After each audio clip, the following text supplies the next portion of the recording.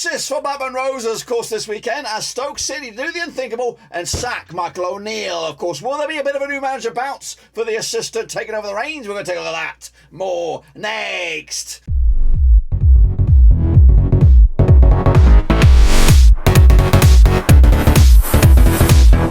That's right, folks. Babs giving another match review. Looking forward to Blackburn Rovers taking on Stoke, coming at you at Ewood Park. And we'll get to that in just one second. If you're new, where you in? Smash your subscribe button, bang up to all things Rovers related, Championship related, World Cup related. Later this year, that's right, of course. Rovers looking forward, perhaps, to a crunch encounter against a managerless Stoke City. We'll talk about that in a minute. Of course, people shout out to VIPs. They are the patrons, of course. Much thanks to you. And, of course, much thanks to Blue Rose Capital, the sponsor of this video. So make sure you give them some loving wherever they are in the world. Now, before we jump in the deep end, of course, I want a big shout out, of course, a push for the Football Content Creator Awards. Please vote for this channel, of course, whether it is what we're looking at here. We're looking at best in video for an organisation, best content creator as a whole, and best club content creator for the Football League. Please get your votes in, as many as you can, as many of phones, computer, TV, platform, bloody iPad, whatever it is. Get the votes in and make this make Blackburn Rovers relevant again. That's what we're after here, boys and girls. But anyway, we are jumping the deep end and we're going to have a look at this right here, right now. Then, of course, take a little look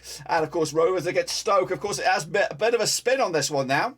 All right then, folks, let's take a long hard look at it. It is Rovers, it is Stoke, it's at Ewood Park, managerless Stoke City, of course. Let's take a look at the long hard look at the value. £40.73, of course, £40.73 million is, of course, the current value of Stoke City's players, and of course on the books right now, 30.7 or 37.76 for Rovers at the moment. Our average age though is 24.4. There's average age 25.9. They've got 4 national team players compared to our 2. They have 11 foreigners compared to our 6, and they have more youth youngsters than we do as well. I did have a long hard chat with a Stoke City fan about what has happened for or what the vibe is currently like for Stoke City fans. Make sure you check that out. That's Rovers Rivals video. That is should be around about live right about now. If not, it'll be very soon. So make sure you check that out. And basically, the underbelly here is that Michael O'Neill may have been given a harsh ride. He came in, he cleaned up the mess that was left before him by the managers that came and went. All the deadwood has been shifted. Of course, a lot of the heavy earners have been gone.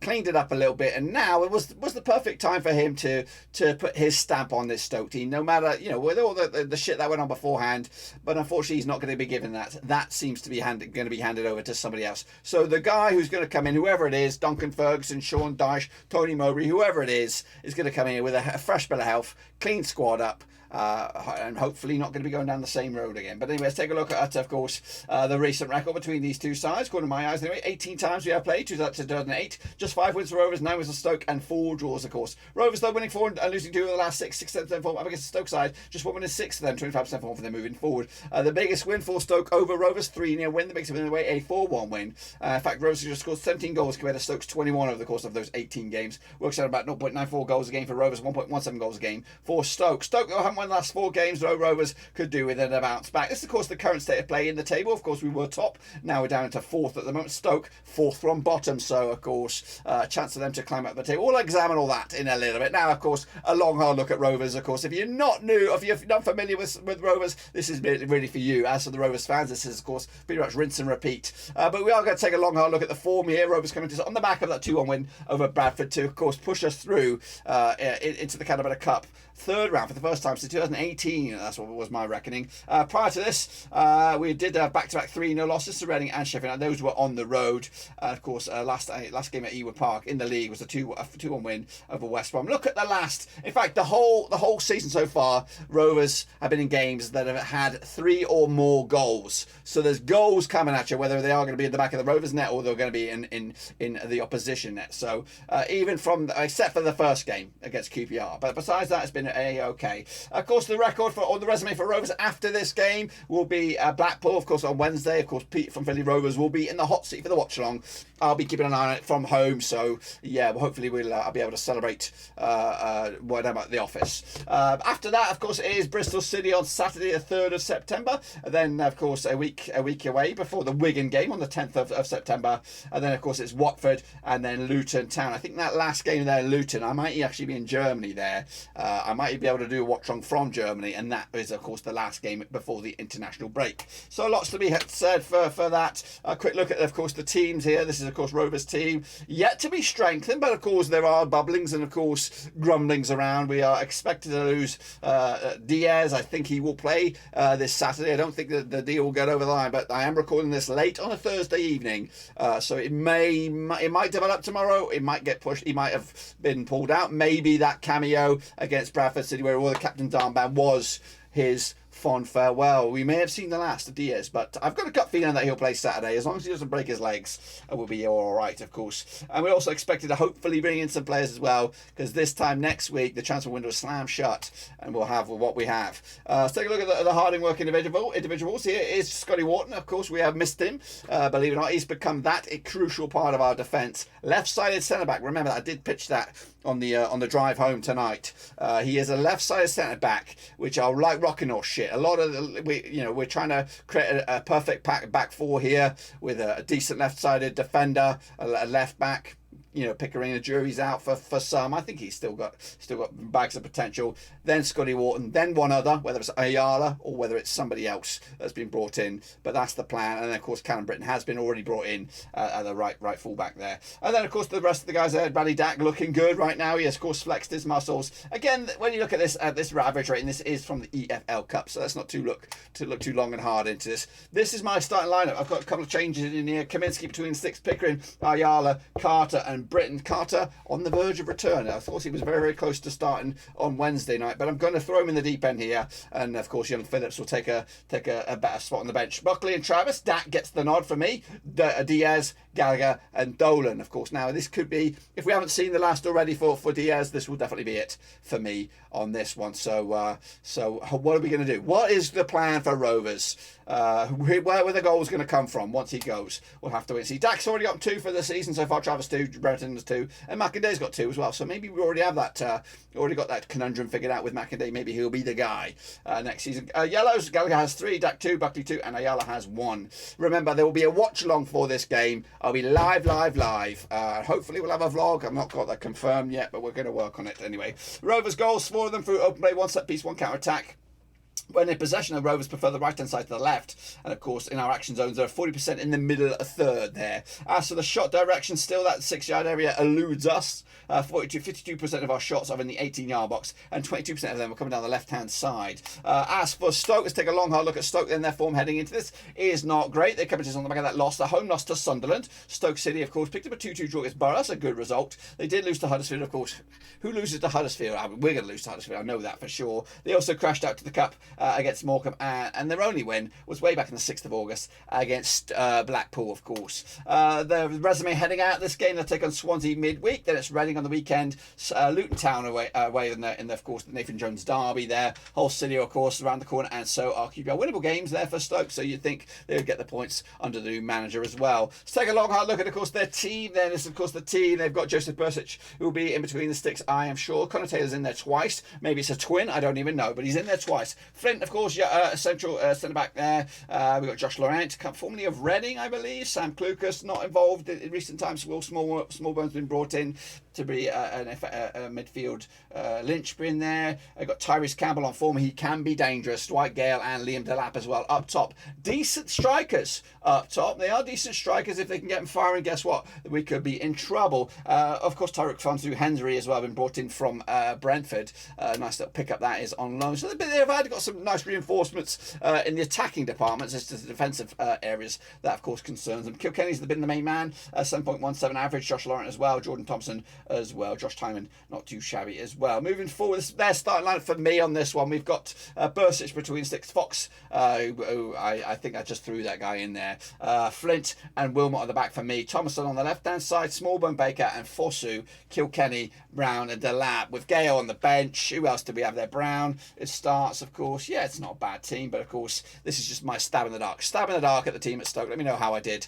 That's not supposed to be in there. But let's keep on keeping on then, shall we? of course, take a look at their goals. 4 of their goals through open play, 1 counter-attack, nothing else across the board. 45% of their possessions have been in the middle third. And of course, they also prefer the left-hand side to the right. Of course, when they take a shot, of course, 59% of their shots are in the 18-yard box, 65% long-range badge boys down the middle as well. Of course, coming at you, their form then, or our form combined, our home form, pretty good.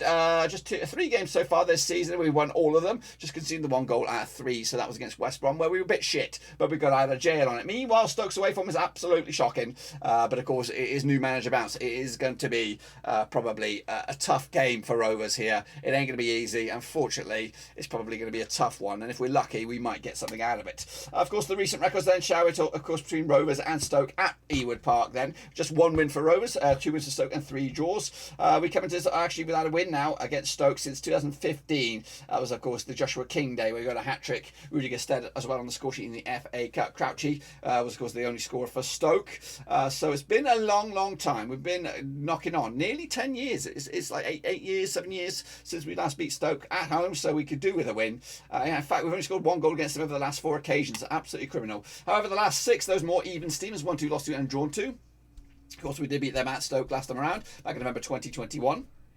So hopefully we can do that, just that as well. Let's take a look at the rest of the stats then for you for the teams here. Of course, Burnley are the best possession-based side. Would you Adam and Eve it?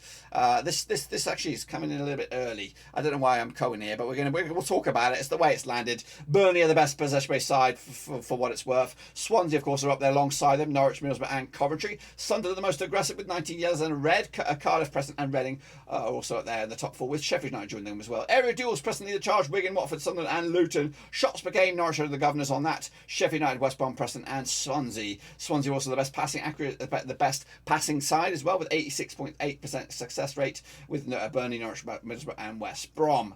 What else is going on? This is so bizarre order, this, but we're going to keep on going. Of course, what's going on elsewhere in the Championship then, shall we? Luton Town against Sheffield United will kick us all off this weekend. That's on Friday. We have Sunderland against Norwich, of course, on the early game on Saturday. It's the Alex Neil derby, that. Borough against Swansea, Blackpool against Bristol City. We have Wigan up against Burnley, of course, North West Crunch clash that. Hull City against Coventry, Huddersfield against West Brom, Millwall, Reading. We have Watford, QPR, Rotherham, Birmingham, and Cardiff up against Preston as well. This is what the table looks like right here, right now. Rovers are in 4th, and win for us. Technically, we could go top of the table. Meanwhile, Stoke are in 21st spot, and a win for them, they could actually go above Bristol City into 7th, depending on what goes on elsewhere. This is, of course, the top goal scoring charts right here, right now. And of course, it is Esteban, who's the main man with 4 goals so far this campaign. Sims there were 3, Stewart also there were 3, Ndai's got 3, Sargent as well up there, Wyman, Obengni from Rotherham, Akpom, Brown, and Travis up there. As for the assist, Hedges leads the way, Barcelona as well. Chair's got himself 3, Thomas 2, and Denganga 2 as well. This must be it. This must be bloody it, guys. Well, here we go. Boils down to the prediction. Please sure to get your own prediction as well. I'll feature the best, whether it is on the review or whether it is on the next preview. I don't know. Let me know what you think. New manager bounce potentially for Stoke City here, as Rovers, of course, looking to get back to winning ways in the league. It's been back-to-back games, back-to-back heavy defeats for us, and we do need a result. We do need a morale-boosting victory. Of course, the one against Bradford was great. It got us a nice tie against West Ham, which we'll look forward to in the month of November, I think. But now it's all about this. It's all about this game, and we do need to win it. Before the announcement of Michael O'Neill's departure, I would have said stone cold home win. But now, new manager bounce. Holden's got a point to prove. Last time he was in the dugout in charge of a team that was in Bristol City with the full job. He got the full job there. But this one is, of course, a different kettle of fish. He's got to basically prove himself as a candidate to take over the reins for Michael O'Neill. Also prove the fans that he's got the mettle for it. And a win today, a win for them of this, will, of course, boost the chances. And I don't think, honestly, if I was a Stoke City fan with Holden at the helm, I'd want him to lose. I would not want him to get the job. I don't want to boost his resume. That's what I would say. So let's all back Rovers here, and let's back Rovers to the victory. You can have your Sean Dyche, you can have your Duncan Ferguson, your Tony Mowbray from Sunday onwards. That's fine. You can take them. You can take them and have fun with them. Give them 5 days of the transfer window and see what they can do with you. But for me, I'm still going to back my boys here. It's going to be a tough old game. 2-1 in the end for Rovers. It'll be tight. I just hope we need a win against Stoke. But unfortunately, they've just done they've done the thing that's going to hurt us the most, and that's fire their manager in the end. I think, my friends, that is all I've got for you. But of course, don't forget to vote. Do we have the monster screen on? I don't think I have the monster screen on there. I do, actually. Let's go back here, actually. Where is it? Where is the bloody thing? Yeah, it is. So vote, guys. /vote Roverseas. Please do this. Help the channel out. Help us get recognised. We're not going to win them. We're not going to win the award. We're not going to spoil the party and win it. That'd be absolutely a shocker if we did. But we just want to get recognised, get our voices heard, get our name read out. So /vote Roverseas. We're looking best in video for organisation, best content creator as a whole, and best club content creator for the Football League. Please do that. That'd be absolutely incredible. And of course, we can get ourselves a little bit of spotlight in the sun in a very busy day out there in the content creator awards. But that is it. Be sure to give us some love, smash your subscribe, smash your thumbs up, smash the little bell, vote, and of course a big shout out to Blue Rose Capital once again for sponsoring this video. And of course we'll see you all soon, of course, for the game, the watch along, and the fallout, all here at Blackburn Rovers. Until then, guys and Rinos, we're done right now.